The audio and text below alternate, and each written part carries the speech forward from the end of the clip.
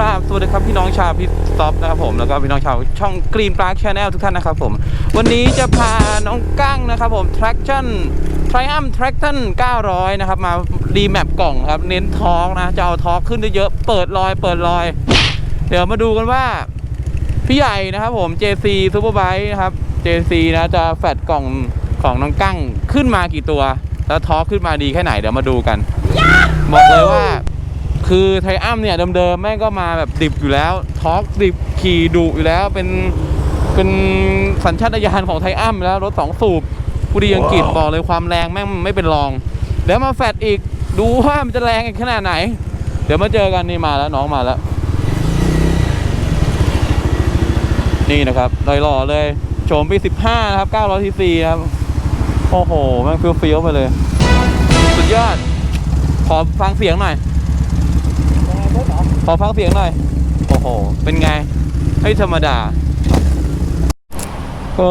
แวะเติมน้ำมันแป๊บหนึ่งนะจ๊ะพอดีให้น้องกั้งไปเติมพอดีน้องตั้งเขาไม่เติมแก๊สโซฮอล์เขาเติมเป็นเบนซินเตือเชลอย่างเดียวนะก็ให้น้องกั้งไปรอปั๊มหน้าแทนเดี๋ยวขับตามไปทีนึงอุ้ย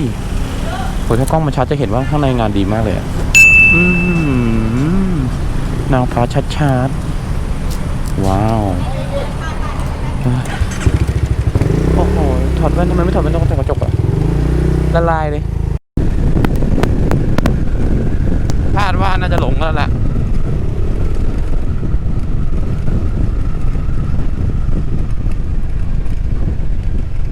เรียบร้อยลงไปแล้ววันนี้จะถึงร้านพี่ใหญ่แล้วครับน้องกั้งไปไหนเนี่ยเดี๋ยวจอดโทรหาก่อนจ้ะห่วยหลงเนี่ยจะได้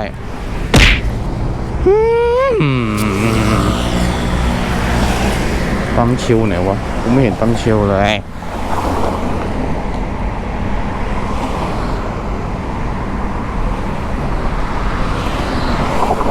ไม่ต่อบลูทูธด้วย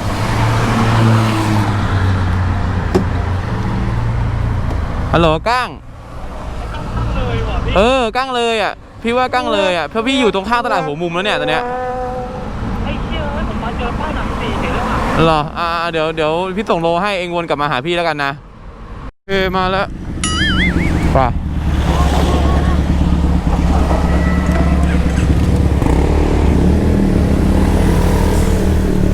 แล้วมันก็มาแล้วนะครับผมหลังจากที่มันวนไปรามอินทรามา1 รอบเอาง่ายๆว่าเทสรถแล้วกันนะถือว่าเทสรถในตัวเทสรถเดิมไปก่อน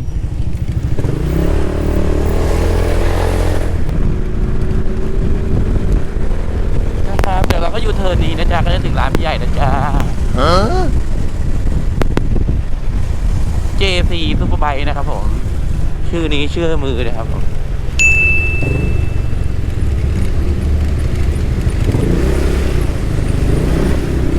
โอ้แล้วขาสั้นเย็ดเข้แทบไหม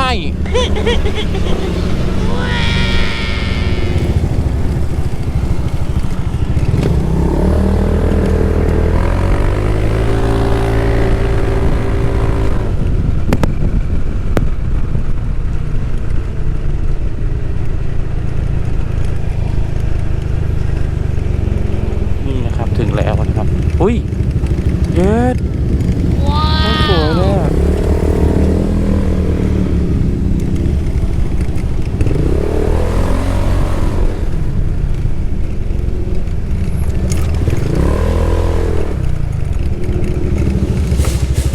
เราก็ได้เจอเจ้าของสำนักตัวจริงนะครับผมพี่ใหญ่ JC นะจ๊ะ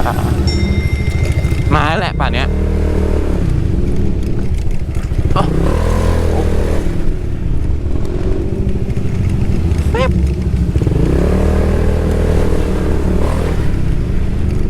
ถึงแล้วนะครับผม JC Superbike นะครับผม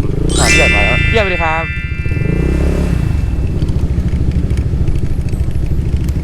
โอเคสวัสดีครับลูกพี่สวัสดีครับถึงแล้วนะครับผม JC Superbike นะจ๊ะร้อนนะครับผมขึ้นเขียงแล้ว Triumph ท็กตันเท่าไหร่นะแท็กตัน900แท็กตัน900นะครับผมปีอะไรนะของก้าง2015โคตรคลาสสิกเลยขึ้นเลยพี่ขึ้นเลยหนักไหมครับก้างหนักปะเอาเรื่องเลยนะนั่นอีก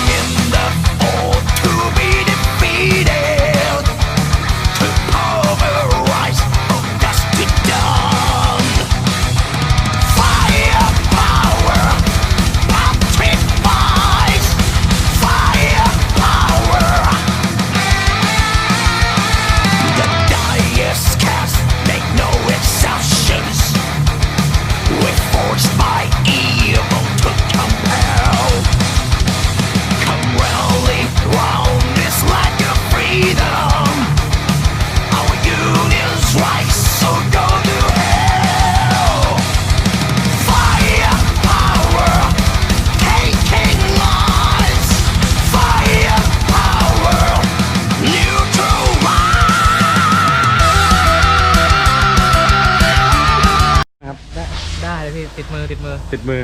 โอ้ของแท้ตัวนี้แท็กตันที่ไล่กวดสปอร์ตมาแล้วเดี๋ยวเจอกัน เดี๋ยว เจอกันต่อให้มีสต็อปว่าต่อให้ก่อนเลย ต้นเจอผมแน่ผมบอกเลย ไม่เกิน200เจอผมแน่ขอ3เกียร์แหละ ขอ3เกียร์ฝากถึงอาจารย์ไฟหน่อย พี่ไฟเหรอฮะอาจารย์ไฟเหรอกินผมไปเยอะเดี๋ยวเลอปลายกันเดี๋ยวเจอปลายกัน หนาขึ้นไหมล่ะรู้สึกได้ไหม ก็ รู้สึกได้พี่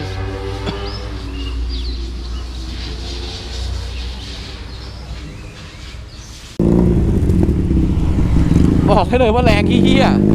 ฮอกนี่คือสปอร์ตไออ่ะโอ้เหี้ยหายเลยยันแค่แรงจริง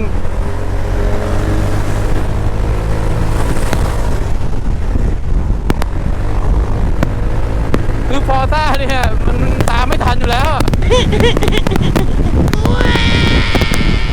หายไปแล้วนี่ขี่ไทอัมหรือมึงขี่R1วันเนี่ยแรงไปไหน